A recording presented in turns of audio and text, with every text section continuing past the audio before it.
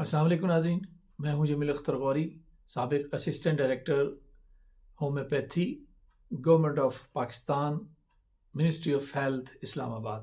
और आप देख रहे हैं मेरा digital channel health care establishment.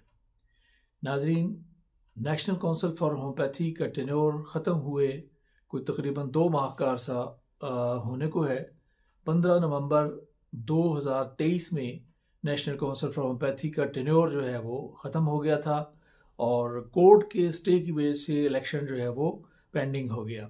लेकिन 15 नवंबर 2023 के बाद से आज तक कोई एडमिनिस्ट्रेटर जो है वो मुकर्रर नहीं किया गया और ये कानून की खिलाफ वर्जी है। यूएच प्रैक्टिशनर्स एक्ट 1965 की खिलाफ वर्जी है और ये खिलाफ वर्जी का मर्तकब जो है ये फेडरल गवर्नमेंट, और चूँकि फेडरल गवर्नमेंट में जो मिनिस्ट्री ऑफ NHS-RC है वो होम्योपैथिक काउंसिल को डील करती है, इसलिए वही जिम्मेदार है। तो आज के इस ब्लॉग में हम इसी मौजू पे बात करने जा रहे हैं और हम आपके साथ वो कानून भी शेयर करेंगे और बाकी जो एक आध सजेशंस हैं मेरी, वो भी मैं इसमें आपके साथ जो है वो शेयर करूँगा। तो आइए सबसे पहले हम वो कानून देख लेते हैं।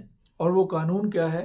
वो यूनानी Ayurvedic and homeopathic practitioner act 1965 की सेक्शन 9 की सब सेक्शन 5 है, जो मैं आपके सामने पढ़ के सुना देता हूँ। तो ये देखिए, ये सेक्शन 9(5) है। इसमें कहा गया है कि the election of nomination of the members of the council shall be held at least 3 months prior to the expiry of the prescribed tenure of the council, and expenditure on election shall be borne by the respective council, and if at any time the council ceases to exist on expiry of its prescribed tenure, all powers and functions of the council shall, till constitution of new council or for a period of 1 year, be exercised and performed by such person or authority as may be appointed by the federal government in this behalf, as if such person or authority were the council. तो अब हम इसकी Urdu translation भी देख लेते हैं। Section 9 की sub section 5 है। कौंसल के अराकीन का इंतखाब या नामजदगी कौंसल की मुकर्ररा मुद्दत ख़त्म होने से कम से कम 3 माह कबल मुनक्किद की जाएगी और इंतखाब के अखराजात मुतल्लिका कौंसल बर्दाश्त करेगी। और अगर किसी भी वक्त कौंसल अपनी मुकर्ररा मुद्दत के ख़त्म होने पर ख़त्म हो जाती है, कौंसल के तमाम इख्तियारात और अफ़ाल नई कौंसल की तश्कील तक या 1 साल की मुद्दत तक ऐसे शख्स या अथॉरिटी के ज़रिए इस्तेमाल और अंजाम दिए जाएंगे जैसा कि इस सिलसिले में वफाकी हुकूमत की तरफ से मुकर्रर किया जा सकता है, गोया ऐसा शख्स या अथॉरिटी कौंसल है। तो ये कानून है जिसकी पासदारी नहीं की जा रही और इसकी जिम्मेदारी जो है वो फेडरल गवर्नमेंट पे आयद होती है। और फेडरल गवर्नमेंट में चूँकि मिनिस्ट्री ऑफ NHS-RC काउंसिलों को डील करती है, उनको रेगुलेट करती है, तो ये जिम्मेदारी मिनिस्ट्री ऑफ NHS-RC की है। चूँकि इलेक्शन जो है वो कोर्ट के केसेस की वजह से पेंडिंग हो गया और नेशनल काउंसिल फॉर होम्योपैथी की मुद्दत पूरी हो गई, वो काउंसिल मुद्दत पूरी करके अपने घर को जा चुकी, तो उसके बाद जो है वो काउंसिल के उमूर निपटाने के लिए, उसके उमूर चलाने के लिए इस कानून के मुताबिक जो है वो एडमिनिस्ट्रेटर ज़रूरी है। और ये देखें कि या तो काउंसिल होती है या फिर एडमिनिस्ट्रेटर होता है। एडमिनिस्ट्रेटर को भी काउंसिल की जो है वो पावर्स होती हैं, तो इसका मतलब है कि अगर एडमिनिस्ट्रेटर मुकर्रर कर दिया जाए तो वो भी काउंसिल ही होती है। तो अब तक जो हमारी मालूमात हैं उसके मुताबिक फेडरल मिनिस्ट्री ने अभी तक कोई भी एडमिनिस्ट्रेटर जो है वो मुकर्रर नहीं किया है। आमतौर पे गवर्नमेंट ये करती है, मिनिस्ट्री जो है वो ये करती है कि उससे पहले ही जब टेन्योर ख़त्म होने वाला होता है और नई काउंसिल के आने में भी देर होती है, तो फिर फेडरल गवर्नमेंट जो है यानी मिनिस्ट्री, जो रेलिवेंट मिनिस्ट्री है, वो एक एडमिनिस्ट्रेटर जो है वो नॉमिनेट कर देती है। अब ये एडमिनिस्ट्रेटर जो है ये वो अपनी मिनिस्ट्री से भी ले सकते हैं, या किसी और मिनिस्ट्री से भी ले सकते हैं। और इस एडमिनिस्ट्रेटर के लिए कोई ज़रूरी नहीं है कि गवर्नमेंट का मुलाजिम होना ही ज़रूरी है। किसी इंडिपेंडेंट शख्स को भी जो है फेडरल गवर्नमेंट जो है, ये जो मिनिस्ट्री ऑफ NHS RNC है, ये उसको बना सकती है। क्योंकि देखें, एडमिनिस्ट्रेटर अगर नहीं होगा तो ये जो रोज़मर्रा के अखराजात वगैरह हैं वो किस तरह से पूरे किए जा सकते हैं। वो तो कोई अथॉरिटी इस वक्त मौजूद नहीं है, तो बड़े मसाइल का जो है वो शिकार इस वक्त कौंसल है।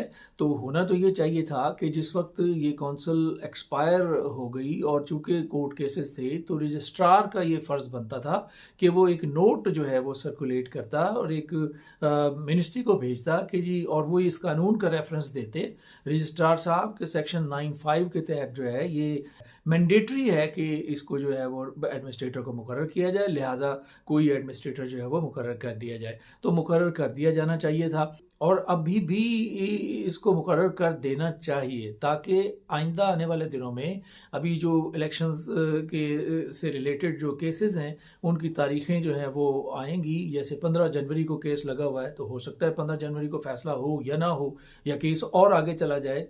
और अगर आगे जाता है और चंद माह गुजर जाते हैं तो फिर उसमें किसी एडमिनिस्ट्रेटर का होना ज़रूरी है। तो मैं यहाँ पे एक तजवीज़ देना चाहूँगा कि गवर्नमेंट को वो बिल्कुल आसानी के साथ जो है वो उस पर अमल दरामद गवर्नमेंट जो है वो कर सकती है। नेशनल काउंसिल फॉर होम्योपैथी के जो मेंबर हैं उनमें से इलाही बख्श सुमरो साहब, जो इस वक्त इसके चेयरमैन एग्जामिनिंग बॉडी भी हैं, और ये एक मजे हुए जो है होम्योपैथ हैं, और इनका एक्सपीरियंस जो है वो मिनिस्ट्री के हवाले से, एजुकेशन के हवाले से, काउंसिल के अमूर के हवाले से, और प्रैक्टिस के हवाले से, और रेगुलेशन के हवाले से बहुत ज़्यादा है। 1982 में ये असिस्टेंट डायरेक्टर तिब के तौर पे इन्होंने 1982 से 1985 तक जो है वो फेडरल मिनिस्ट्री में, मिनिस्ट्री ऑफ हेल्थ में इन्होंने अपने फ़राइज़ सर अंजाम दिए हैं। इनको मिनिस्ट्री का भी एक्सपीरियंस है। आजकल जो है ये चेयरमैन एग्जामिनिंग बॉडी हैं, और ये जो मेंबर बने थे तो ये मेंबर भी गवर्नमेंट का जो फेडरल गवर्नमेंट का जो कोटा होता है, जो 4 सीट्स होती हैं, उसमें से एक सीट पे ये नॉमिनेट हुए। यानी गवर्नमेंट ने इनकी 2 मरतबा इनकी सर्विसेज को रिकग्नाइज किया है। इनकी खिदमात को देखते हुए पहले गवर्नमेंट ने इन्हें मेंबर जो है वो नॉमिनेट किया, मेंबर सेलेक्ट किया इन्हें फेडरल गवर्नमेंट वाली सीट से, और उसके बाद फिर इन मज़ीद एतमाद का इजहार करते हुए और इनकी सर्विसेज को रिकग्नाइज करते हुए इन्हें चेयरमैन एग्जामिनिंग बॉडी मेरिट पर बनाया गया। इनकी सर्विसेज को देखते हुए इन्हें चेयरमैन एग्जामिनिंग बॉडी बनाया गया, और आजकल ये चेयरमैन एग्जामिनिंग बॉडी के तौर पे अपने फ़राइज़ जो है वो सरअंजाम दे रहे हैं। अच्छा, ये एक ऐसी शख्सियत हैं कि जो एक न्यूट्रल, जिससे कहना चाहिए इम्पार्शियल शख्सियत हैं। इनका किसी होम्योपैथिक तंजीम से कोई ताल्लुक़ नहीं है। और इसके अलावा जो इनकी कंट्रीब्यूशन है, इसके अलावा सिंध हेल्थ केयर कमीशन में जिस वक्त कमीशन बना और कमीशन ने काम शुरू किया, तो इनको member anti quackery task force जो है वो बनाया गया सिंध हेल्थ केयर कमीशन की तरफ से। उसके बाद इन्हें टैक में, टेक्निकल एडवाइजरी कमेटी जो है वो सिंध हेल्थ केयर कमीशन की, उसमें भी इनकी नॉमिनेशन हो चुकी है। वो अभी कमेटी तश्कील के मराहिल में है, लेकिन इनकी नॉमिनेशन उसमें टैक में भी हो चुकी है। और ये मेडिकल एक्सपर्ट हैं इसके सिंध हेल्थ केयर कमीशन के, और ये उसमें जो है वो ट्रेनिंग्स भी करवाते हैं। और इनका एक बड़ा कंट्रीब्यूशन है जो MSDS बने हैं होम्योपैथी के और तिब के सिंध हेल्थ केयर कमीशन की तरफ से, उसमें इन्होंने अपना एक बहुत अहम किरदार जो है वो अदा किया है। गो कि वहाँ की जो बाकी तंजीमें हैं सिंध की होम्योपैथी की, उनका भी कंट्रीब्यूशन है उन MSDS के अंदर, लेकिन इलाही बख्श सुमरू साहब ने अपना किरदार जो है बड़ा अहम इसमें अदा किया है। तो आजकल ये मेडिकल एक्सपर्ट के तौर पे सिंध हेल्थ केयर कमीशन में भी अपने फ़राइज़ जो है वो सरअंजाम दे रहे हैं। इसके अलावा जो एक प्राइवेट कंपनी है शुआबे के भी एक ये मेडिकल एक्सपर्ट के तौर पे ये मुख्तलिफ लेक्चर्स जो हैं वो होम्योपैथी के हवाले से, और बड़े ही जामे और कम्प्रीहेंसिव किस्म के जो लेक्चर्स हैं वो उनके प्रोग्राम में ये देते हैं। और मुख्तलिफ सेमिनार्स में भी जो है ये अपनी एक्सपर्टीज़ जो है वो पेश करते हैं और मुख्तलिफ मकालाजात और रिसर्च पेपर जो है वो ये उसके अंदर सेमिनार्स में भी पढ़ते हैं। तो ये इनकी खिदमात हैं और मेरी नज़र में ये एक बहुत ही इम्पार्शियल शख्सियत हैं। और अगर इनको एडमिनिस्ट्रेटर लगा दिया जाए तो गवर्नमेंट को कोई इसमें वो हेजिटेट नहीं करना चाहिए, क्योंकि ऑलरेडी गवर्नमेंट 2 मरतबा इनकी सर्विसेज को रिकग्नाइज कर चुकी है। और अगर ये इनको dual charge they they, chairman examining body national council for homeopathy की तो हैं ही, लेकिन अगर दूसरा चार्ज भी इनको एडमिनिस्ट्रेटर का भी दे दिया जाए और एक रेम्यूनरेशन जो है एक अलाउंस एक कोई फिक्स कर दिया जाए, कुछ एक अमाउंट जो है वो इनकी मंथली फिक्स कर दी जाए जो कौंसल की जानिब से जो है वो इनको अदा कर दी जाए, और जो इनके टीए होगा वो अकॉर्डिंग टू एज पर रूल जो है वो दे दिया जाए। तो इसमें गवर्नमेंट को जो है वो कोई ना तो कोई नुकसान होगा, बल्कि ये होगा कि जब गवर्नमेंट अपना कोई एम्प्लॉई जो है वो इसमें यहाँ पे नॉमिनेट करती है या इसमें एडमिनिस्ट्रेटर के तौर पे तकर्रुर करती है उसका, तो उसे 2 ड्यूटियाँ देनी पड़ती हैं। एक वो अपनी सरकारी ड्यूटी कर रहा होता है और दूसरी एडमिनिस्ट्रेटर के तौर पे काम कर रहा होता है। और वो गवर्नमेंट एम्प्लॉई जो है वो होम्योपैथी के जो उमूर हैं उनसे वाकिफ़ नहीं होता, कौंसिल के उमूर से वो वाकिफ़ नहीं होता, लिहाजा वो एक साइनिंग अथॉरिटी के तौर पे जो है वो काम कर रहा होता है। अगर गवर्नमेंट जो है वो इलाही बख्श सुमरो साहब को अगर ये लगाती है तो जो कौंसल के जो पिछली कौंसल ने जो कुछ इस तरह के काम किए जो कि गैर कानूनी थे, उन कामों को भी ये ठीक कर सकते हैं और जो होम्योपैथी का स्टैंडर्ड है उसको भी आगे इसको इम्प्रूव कर सकते हैं। और जो मामलात अभी इसमें हल तलब हैं कौंसिल में, मुझे बड़ी उम्मीद है कि अगर इनको लगा दिया जाए तो ये स्ट्रीमलाइन करेंगे और पटड़ी पर ले आएंगे, और आने वाली कौंसिल जो है वो फिर एक रोड मैप अगर ये बना के जाते हैं तो आने वाली कौंसिल जो है वो उस पर अमल दरामद जो है वो करे, और इस तरह से होम्योपैथी जो है होम्योपैथिक कौंसिल जो है वो एक अच्छे तरीके से जो है वो काम कर सकती है।